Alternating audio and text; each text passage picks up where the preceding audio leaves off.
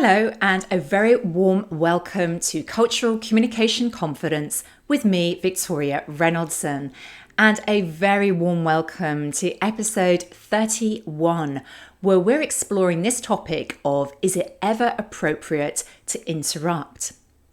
Now, this is an interesting topic and one that I've discussed at times with clients over the years and with different people who ask me questions. Is interrupting always a rude thing to do? Are there situations where it's okay to do it? Well, there was a fascinating statistic that I found that said that we only ever wait 17 seconds on average before interrupting in a conversation. So if that is true, then what's going on? How do we manage this dynamic between wanting to say what we want to say and yet fully allowing the other person to express their views? Well, I'm going to start by exploring the idea of why are they interrupting? Sometimes we assume negative intent and emotion, and that can be true. However, there are other possibilities. For example, if there is a positive intent or a positive emotion, it might be that the person is interrupting because they are so excited by what you have just said. They are so engaged and sparked by the idea of your views and ideas that they just have to talk about it as well. It also could be that there's a lack of awareness, that that person isn't aware that they are interrupting and perhaps have never received that feedback. That's what's going on. However, of course, there is a possibility that it's more about the negative intent or emotion, and that could be demonstrating a lack of patience, not really listening to you, or even a lack of respect for your point of view. How do we know what's going on then? Well, one of the great ways that we can do this is by observing nonverbal communication, and that will often give us a clue about what's really going on. In fact, I did a whole episode about nonverbal communication not so long ago, so I'll put a link to the episode in the show notes. So that really is something to start with. Why is the other person interrupting? But what about from our own point of view? Is it ever okay and appropriate for us to interrupt? Well, I think there are a number of contexts and situations where it could possibly be. For example, it might be that you didn't hear the point that was just made, or alternatively, it could be that you didn't quite understand the point, the way it was expressed didn't quite land with you and you wanted to understand it in more detail. Of course, it's then very appropriate in the moment to interrupt and ask for a repetition of the point or of a clarification, absolutely to make sure that you've understood it, because maybe that's critical for the conversations that come later. The other side of when it's appropriate to interrupt is really taking into account the cultural context. Now, you know that the name of this podcast is Cultural Communication Confidence. And so, absolutely, I'm always considering this cultural angle. And in fact, if you look at cultural values, there may be certain cultural values which, if people have these as part of what drives them, their behaviors, their communication style, then they may be more prone or have a higher tendency to interrupt. For example, if they have a real focus on being very expressive with their nonverbal communication when they're speaking, so they use their hands, their facial gestures, their body language in a very expressive way, it might be that in certain contexts that they are wanting to interrupt to express their enthusiasm and passion. Another cultural value that it might be worth thinking about is about monochronic versus polychronic. Now, what this means is monochronic cultures are very focused on doing one thing at a time. So, for example, in a meeting, everybody is quite focused in the meeting and really looking at one task at a time. However, in polychronic cultures, there are lots of things happening at the same time. There might be different priorities happening, constantly projects coming and going. And in fact, in polychronic cultures, in meetings, there might be several things happening at the same time. Maybe the main agenda, and then perhaps some people are emailing, having side conversations, or even taking phone calls. In this kind of context, then, interrupting may not be unusual. It might be seen as a usual way of handling lots of different things at the same time. And then the final cultural value, which I think is relevant here for our topic today, is about competitive versus cooperative cultures. Now, if you're operating and working in a culture which is very competitive, that means that people are really competing for both attention of perhaps senior management in the room. They're competing to be seen as having strong views, good contributions on the meeting topic. So that might mean that there are higher tendencies to interrupt others, and that could also be going on. So that's something to really consider, that interrupting may be cultural, interrupting can be about clarifying, and interrupting can be about understanding in more detail. So I don't think we can have this hard rule that interrupting is always rude or negative. But let's now talk about how do we interrupt appropriately, because I think this is the key point. We can absolutely do it in a way which is about adding to the conversation, or we can do it in a way which is really disruptive. So let's talk about the positive way of doing it. I want you to think about how you drive in a car, if you do drive, or if maybe you've been a passenger in a car, and imagine what happens when a car wants to change lanes and go from one lane to the other. Best practice would say that you would put on your indicators to show which way you're going. So that to indicate that you're going to go right, perhaps out into the lane, or maybe you're going to go left, depending on which side of the road you're driving on, of course. The idea of indicators is that the other drivers that can see where you're going and what's coming up and anticipate what your movement will be. In the same way with our interrupting, we want to indicate that we're going to come into the conversation and give that chance to others to anticipate that and to understand that you have something to say.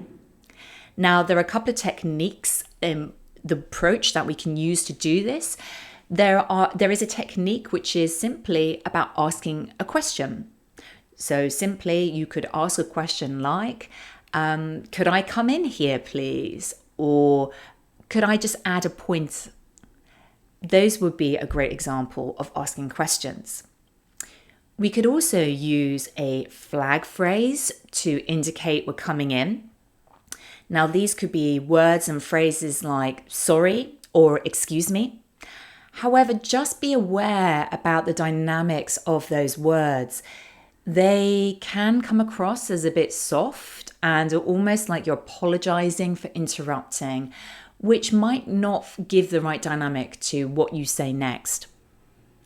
And then the final technique, which I absolutely love the best, is really about acknowledging that you're listening and then building on the point that has just been made. An example of this might be, I hear where you're coming from on this, and I would love to add, or maybe I can absolutely see that point of view, and I think that idea would be stronger if. So you can see you're adding and really reaffirming, I suppose, to the other person that you are listening to them. So these are ways that I feel are appropriate to interrupt if you choose to. However, let's talk about the other side. Let's say that you are the person who's talking and you really want to prevent the interruptions. Perhaps you've even anticipated going into a conversation or a meeting that there is one person or maybe a few people who have this tendency to interrupt you, and you want to prevent this from happening. I'm going to share with you now some strategies to manage this both before a meeting, during a meeting, and after a meeting. So let's start with before the meeting. There are ways for us to align with others about how we want to be, how we want to interact in our meetings. One example of this is through team communication charters, which I've spoken about on previous episodes, which is really about defining how do we want to communicate and be as a team in a meeting environment. And so you can make agreements such as we listen fully to each other's points and wait till we're finished before adding our own views. We don't interrupt. Now that might sound an obvious point, but however, it does happen. It happens in meetings. And if you find this behavior is happening in your team, it may be worth confirming expectations. So that's the first point. When you start and kick off a meeting, the other thing that you can do, a couple of strategies here, is you can absolutely let people know when you want them to contribute. So you can be very clear. I'm going to be speaking for 20 minutes and I would absolutely love your comments and questions at the end of the session because I want to fully explain the approach. So you can be indicating, just like we were talking about earlier with the car analogy, you can be indicating when you want people to speak up and share their points. The other thing that you can do, if you know that you have somebody in the room who does interrupt quite a lot, you can create what I call the car park. Maybe you've heard of this before, but this is very simply a piece of paper, or you can do it virtually as well, where if somebody does raise something, you can say, thank you so much for raising that point. I'm going to write this down on the car park and we'll come back to this at the end of the meeting. This is a very controlled way of making sure that people know you've heard them and not letting them divert the agenda and move on to another topic. So it's also within your control when you bring up the topic, if at all. Sometimes we capture things on car parks and we can choose to look at the topic in another meeting or perhaps in one-to-one conversation as well. Then it's also worth thinking about if you have this issue with somebody interrupting you regularly, perhaps identifying somebody in the room who will be there and you can rely on to speak up for you. So perhaps we can call these your interrupting allies or your meeting allies. These people are people you've identified in advance of the meeting. You go speak to them and you say to them, look, I really have a full agenda here today and I don't want to be interrupted. If somebody does interrupt, would you mind speaking up for me and asking that person to wait and allowing me to continue and focus on what I have to say? Sometimes this can be more helpful so you don't get distracted in the moment. What that might sound like is that somebody else says, hey, would you mind letting Victoria finish her points? I know she said that we're going to cover questions at the end of today's session. You can also advocate for yourself, of course, and you can say things that indicate that you want to complete your points, your views before you invite others in. You can say things like, I really appreciate your point and I would love to finish what I have to say before hearing from you. So this is a great example of really sort of holding that interruption and letting the person know it's not okay right now. The final strategy I have for you to deal with these interruptions is that of course you can manage it after the meeting. So let's say that you didn't prepare before the meeting, allies or a car park. Maybe you didn't feel confident in the moment to prevent those interruptions. The final way that we can deal with it is to give feedback to the person. I believe it's absolutely okay to pick it up with them after the conversation and give them feedback. Just remember the most important point is to focus on what you observed in the moment and then how it made you feel. An example of this might be, I noticed in today's meeting that I was interrupted a few times by you. You had quite a few points to raise. I asked for points and questions to be contributed at the end of the meeting. And the impact for me was that it actually distracted me and it made it difficult for me to bring the agenda on point. Something along those lines can really give strong feedback to somebody that you're looking for a change in behavior. You're asking for their support not to interrupt you again in the future. So there we go. We have covered quite a lot here today. I thought interrupting was a small topic, but as it turns out, there was quite a lot to say here.